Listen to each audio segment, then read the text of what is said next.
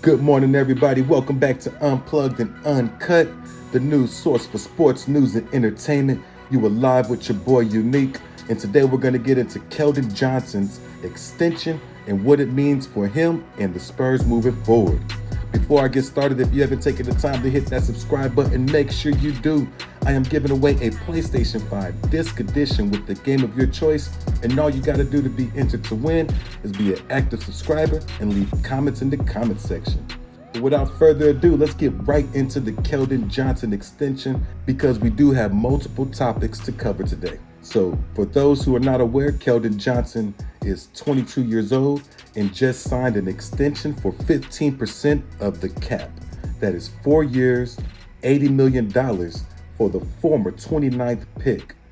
Now, some people might not know or realize that Keldon Johnson was actually predicted in most mock drafts and on most draft boards to be a lottery pick that year.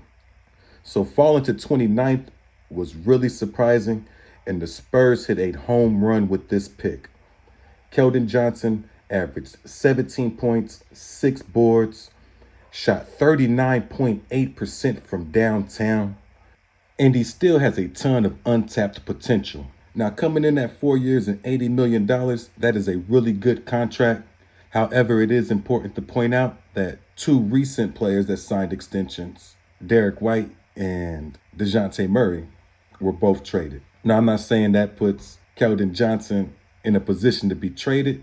I just think it is fair to point out that two of the most recent extensions that the Spurs have handed out have led to trades. So, speaking of Keldon, what to expect for him or from him?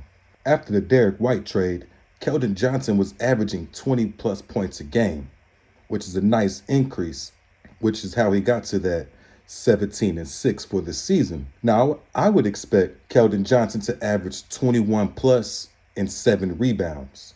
However, being the go-to scorer on this squad, you could see him average somewhere like 24 and 8. That's the max production I would expect, something more on the lines of that 21 and 7.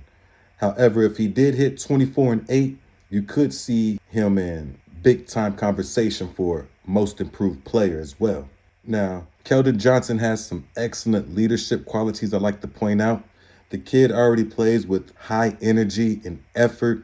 He has a great personality and he's very coachable. These are excellent leadership qualities to have as a young player. However, his contract does become very tradable. So I got to point that out. Especially with his predicted increase in production, he could have high trade value around the draft if you miss out on that number 1 pick. So we got to ask a couple questions, and the questions are more geared towards Brian Wright, the GM, than they are towards Keldon Johnson. I think we can all agree that Keldon Johnson has been a really good player and has a lot of untapped potential left in him. At 22 years old, he continues to get better every year. So those aren't the questions we have. The questions we have is, 1, is he the leader of the young guns in this rebuild? Or 2, is he the next Derek White, DeJounte Murray trade asset to help further the rebuild? Now, I don't think there's a wrong answer to the questions. I do think they're fair, but I don't think you can answer this question wrong. So if you said you're looking to get his trade value up for future assets, I would be okay with that. If you're saying he's the leader of the young guns in the rebuild, I would be okay with that. And that's why I'm saying there's not really a wrong answer here. It's just, what is the direction? We would definitely love to know. Somebody tell us. So I'm leaning towards he's probably the leader of the young guns in the rebuild. So I'd like to hear what you guys think. Do y'all think it's more towards the draft asset, trade commodity, or leader of the team moving forward, especially with his ability to show his increase in production every year on the court? So no wrong answer, 2 great questions. And if everything goes right and you're the San Antonio Spurs, the 2023-24 squad could be loaded.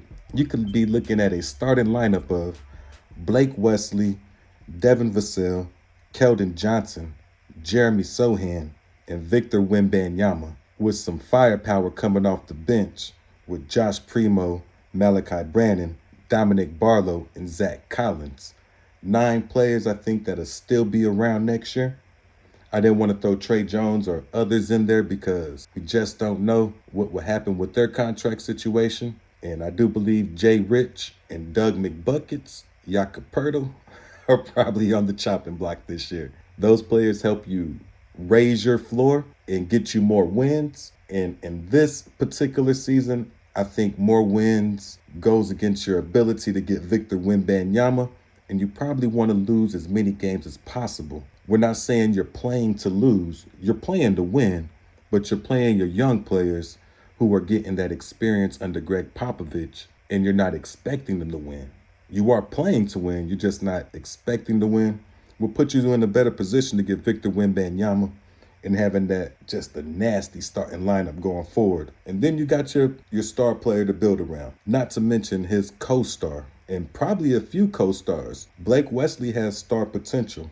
Devin Vassell, we do not know what he's going to be. The sky's the limit for Devin Vassell. There's a reason he wears the number 24. We all know about Kobe.